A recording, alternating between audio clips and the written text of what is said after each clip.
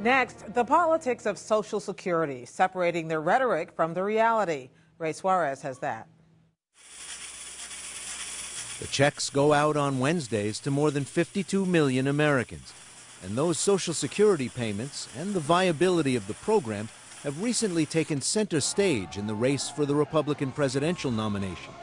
It's been a major point of debate between two of the early frontrunners, Rick Perry and Mitt Romney. I call it a Ponzi scheme. I call it a monstrous lie for our kids. I don't think everything that comes out of Democrats is good, but this came out of FDR. I think this one's pretty darn good. And I'm going to make sure, like Ronald Reagan, we keep it. Social Security began in the midst of the Depression, signed into law in 1935 by President Franklin Roosevelt. When Social Security payments started, the average life expectancy was 64 years old. But an average American now lives to 78 and spends 20 of those years in retirement. Those demographics are part of the reason why the trust fund itself would be exhausted in 25 years, and taxable income would pay for 77% of scheduled benefits in 2036. In a book published last year, Texas Governor Rick Perry outlined his idea to shift the program to the states. He was criticized for that in the most recent Republican debate.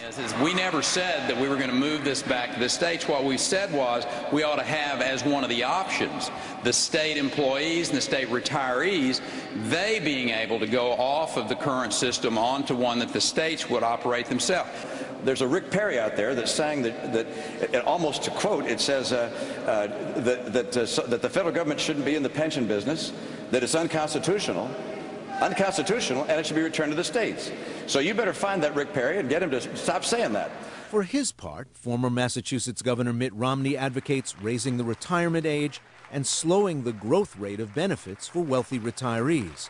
He's called on President Obama to explain how he would fix the finances. And yet, after 3 years in office, he has proposed no solutions. Can you imagine being President of the United States and offering no ideas at all for how you would assure coming generations a strong and stable Social Security? I find it extraordinary. President Obama has said he's open to finding ways to fix the program's problems. But he said in the White House Rose Garden last week that any changes to Social Security should be separate and distinct from the current deficit reduction efforts. I've said before, Social Security is not the primary cause of our deficits, but it does face long-term challenges as our country grows older, and both parties are going to need to work together on a separate track to strengthen Social Security for our children and our grandchildren. Polls frequently show many Americans remain wary of or opposed to adjustments to benefit levels or eligibility age. We go beyond some of the politics now to look at the economics of Social Security with two longtime watchers of the program. David John of the Heritage Foundation has served on expert panels and testified before Congress on the subject many times. And Henry Aaron is with the Brookings Institution. He formerly served as chairman of the Advisory Council on Social Security, a government-appointed board tasked to review the program. And gentlemen, if we begin from the agreement that there is a problem, given the number of future retirees and the future revenue stream that's projected for them to collect from, how would you describe its size and extent? David John? I'd say that it's serious but not critical. We have a number of, well, the baby boomers are going to be retiring fairly soon. And the more baby boomers that retire, the worse the program is going to be. It's already running cash flow deficits at the moment. It will continue to run cash flow deficits, according to the Social Security Administration, for the next 75 years at least. Henry Aaron? I would describe the situation as one where the system is fundamentally sound, but has modest long-term problems that should be addressed as soon as a political agreement can be reached between the two parties to address both an increase in revenues and, if necessary, a modification in the benefits as well. But it's not a crisis. There's no great urgency to do so, given the other problems that the nation faces today, unemployment and a budget deficit stretching into the future. I think the President was quite right to say that this should be on a separate track to be addressed when and as we are successful in addressing those first two more important problems. A moment ago you said soon, and then you said no great urgency. You heard Governor Romney suggest that the president has been biding its time. Is there a cost to waiting? The system can pay its benefits, every penny of benefits promised under current law, even if we did nothing whatsoever, for the next quarter century. That means that there is time to address what I think both David and I would agree is a projected long-term deficit in the program. Measured against the other problems that we face today, it is really quite modest in size and in the future rather than now.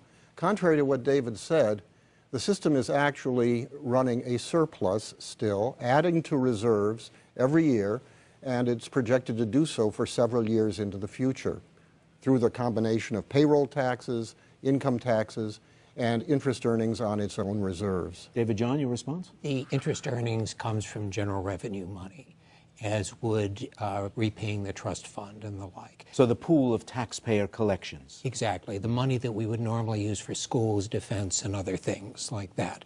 But up until this point, up until about 2 years ago, Social Security financed itself and ran at considerable deficits just from its payroll taxes and similar revenues alone. It didn't have to dip into the interest on the trust fund.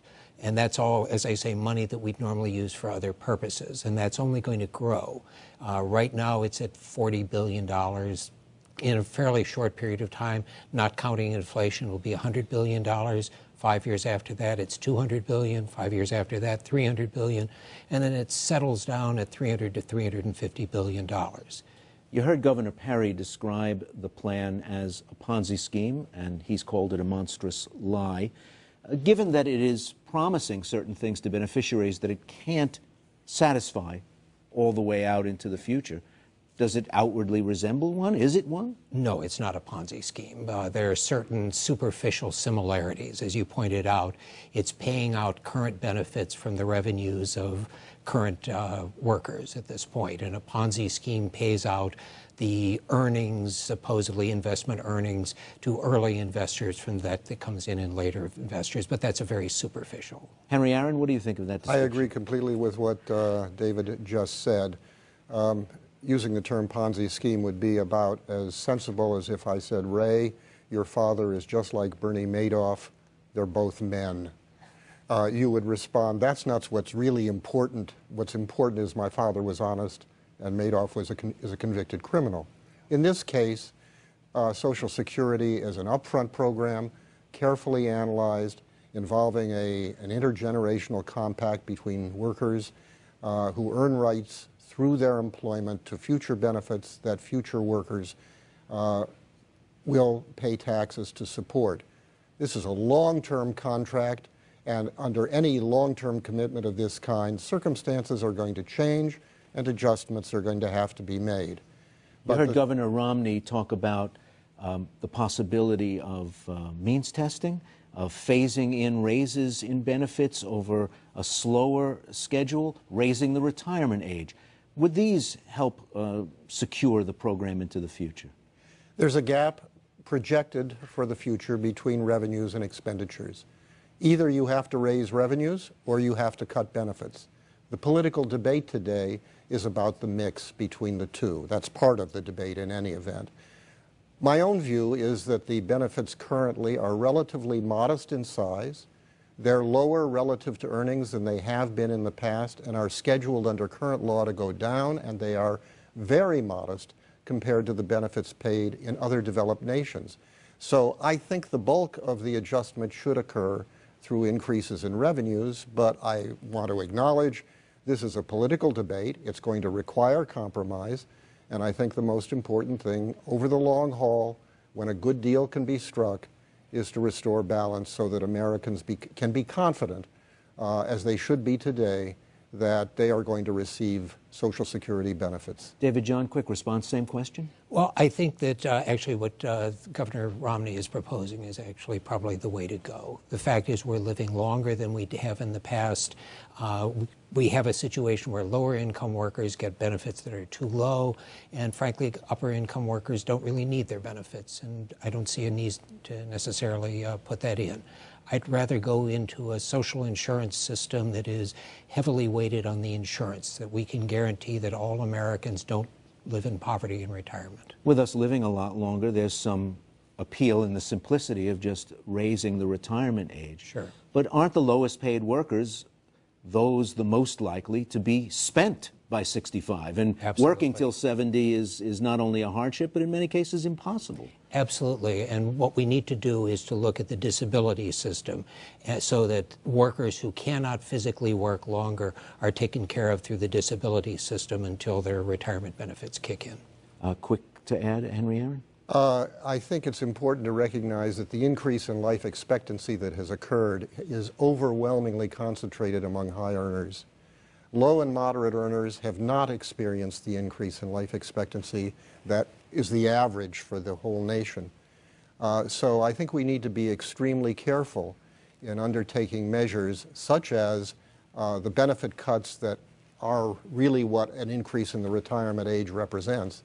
We have to be very careful that those don't result in a large collection of moderate earners ending up living their retirement years in poverty. That's why I think we need to be very careful about any cuts in benefits at the present time. Henry Aaron and David John. Gentlemen, thank you both. Thank you. Thank you.